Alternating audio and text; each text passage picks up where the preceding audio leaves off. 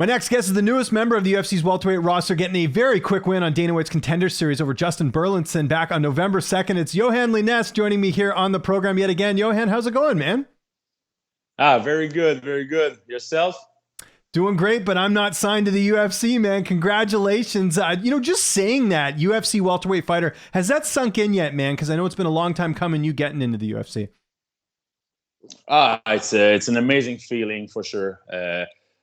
Like I said, that a lot of people, it's like winning a 7 game of the Cup Stanley. So it's a very good feeling. I fight like 5 times in the 14 last month, so it's a lot. So I'm very happy for this amazing performance. And we already got a hockey reference in early in the interview, so you know this is going to go well on my end because I love me some hockey for sure. Just kind of on that note as well, what's been the feedback like from the Canadian fans? Because we haven't had a lot of Canadians get in the UFC off Contender Series, and now you're on that list. Of course, my Instagram and Facebook exploded. A lot of message, a lot of support. I appreciate that.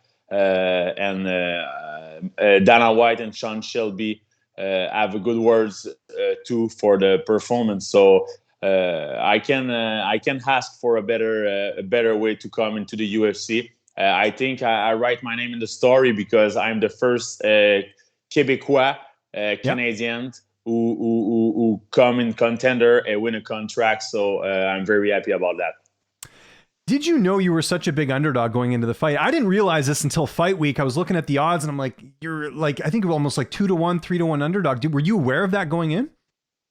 No, because at the beginning I was looking on Tapology. And when I look on Tapology, I was the favorite. So I was like, oh, perfect. Nice. I'm the favorite. And 1 week before the fight, I think I was like 5 or 4-1 in the UFC. I was the big underdog, and of course, I was lying if I said that it didn't work in my head. It played a little bit in my head, and I said, "Oh, dang, 4-1. Is that mean that the UFC don't know me, or it's just because Justin Burlinson is a machine and he's very good?" So. But I have a good team around me. I'll stay focused no matter what. And I was ready to die in the cage. So I put a good performance. You were obviously looking for the finish as you do in all of your fights. Were you surprised the fight ended that quickly, or is that how you envisioned it going? Yes, I was very surprised that the fight ending so fast like that.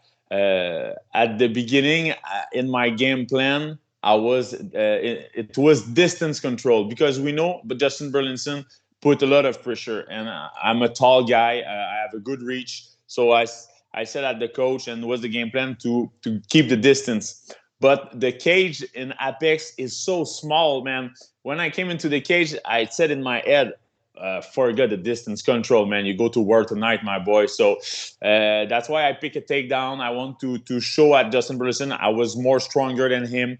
I was more powerful, and when we get back on our feet, I was knowing he's gonna put a lot of pressure against me. So I was select my shot and the cross hook land. So I was surprised but very happy. Did you know you had the contract? I think most of us watching at home did, but you never know. Just with some of the other fights, were you pretty certain you had it? I'm pretty sure I have it because when I get back into the cage. I was shake the hands of Dana White and Sean Shelby, and Dana White said, "Man, you was the underdog of the cards, and you finish him. You put the Apex on fire. Great job, kid." And in fact, in my head, I said, "Oh, if he didn't give me a contract, something's wrong happened." So I was very confident. Yes. That's great. And it's kind of interesting, actually, because you and Chad and Helliger, who's also Canadian, was also an underdog, and he ended up getting the contract as well. So I think that says something about Canadians. You can't count us out, right? Yes. Yeah. And when I get back into the winner chair, I see all the guy who was very stressful, who was thinking, I don't know if I have my contract. And when I was there like, what's up, everybody? I was sure I have my contract. So I was very happy. So you get the contract. It's a done deal. How did you enjoy the night after that? Did you go out at all, or did you celebrate? Like, how did you enjoy yourself?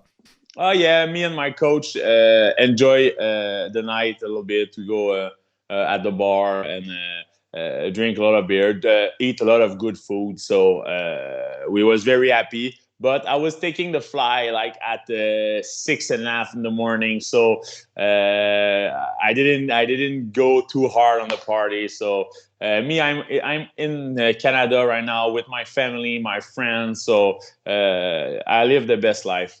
Yeah, and that's a smart move, by the way, just to make sure you don't get in too much trouble. Get the early flight. I was the same way when I lived in Toronto. I would get out the earliest flight the next day because it's a long flight, right? It's like a couple hours, so you got to make sure you get caught up and everything, right? Yes, exactly. And we didn't want to miss the flight, so we get back at the room early, and we just enjoy the moment. And like you said, it's 5 hours of flying, so it's a lot. So we were happy to win the fight and getting back at home with this W. Now, since the fight, have you had anyone message you that they want any big money on the fight? Because like I said, you were a pretty big underdog. I'm sure you had someone DM you on Instagram being like, hey, man, thanks. I want a lot of money.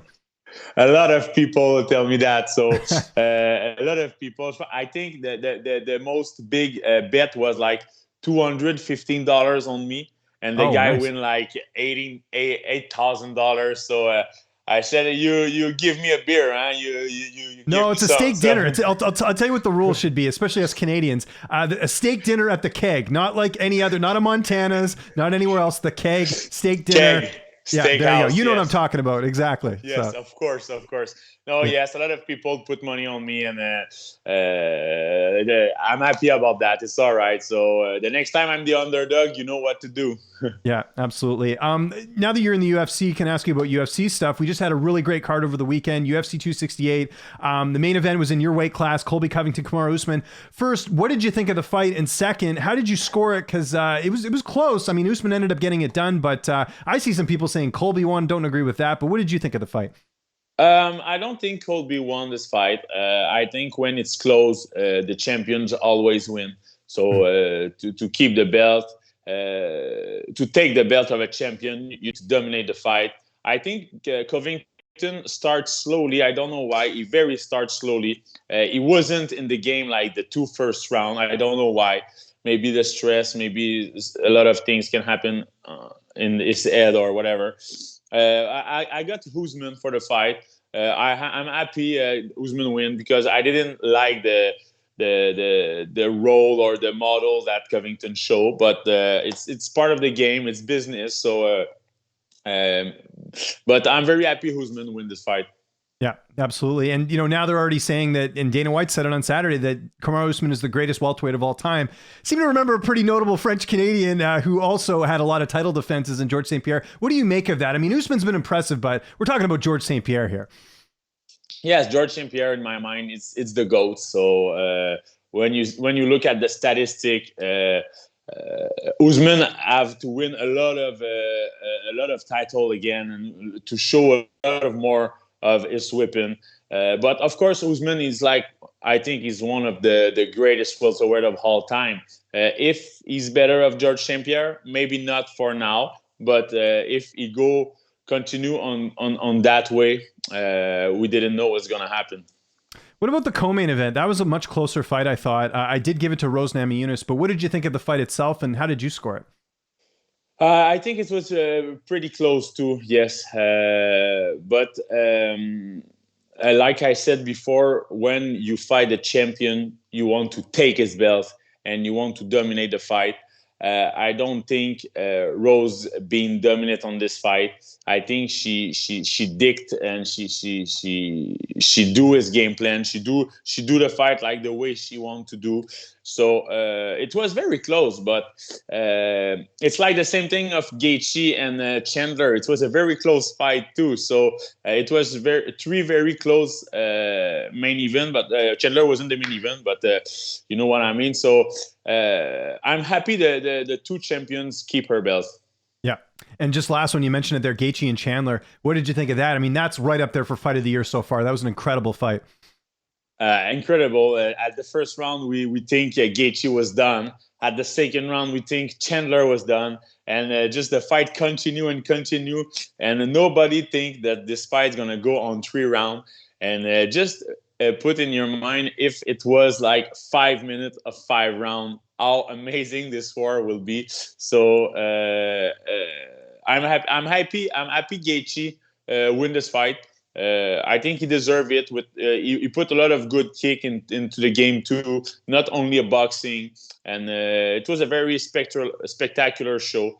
And at the end of the day, it's not only a fight; it's a show. It's a spectacle. So you need to put some performance like that, and the guy did a great job.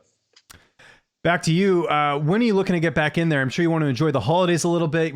You know, Christmas and the holiday season around the corner. Are you kind of looking at early next year, or what's sort of the game plan for your next fight? Yes, like you said, I will be happy to enjoy the holiday with the family because in my last 14 months, I fight like 5 times. So I'm always in training camp. I work hard every day. So I have a cut in my eyes to take care of it. So maybe at the end of February, March, it will be the best for me. I'm gonna talk with my coach, with my team. I'm very close to my team and my coach. They are very important for me.